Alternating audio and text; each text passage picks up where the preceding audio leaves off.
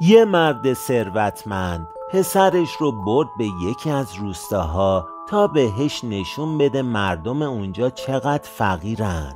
شب رو توی خونه یکی از روستایی ها موندن.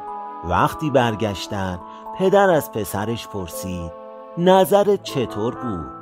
پسر گفت عالی بود پدر. پدر دوباره پرسید خب به زندگی اونها دقت کردی؟ پسر گفت آره پدر. و بعد ادامه داد ما یه سگ داریم ولی اونها 4 تا سگ دارن. ما توی حیاط یه فواره داریم ولی اونا یه رودخونه بزرگ دارن که هیچ وقت تموم نمیشه. ما چراغای تزئینی داریم ولی اونا دنیای ستاره ها رو دارن. پسر بعد از این حرفا گفت مرسی پدر که به هم نشون دادی که ما چقدر فقیر هستیم.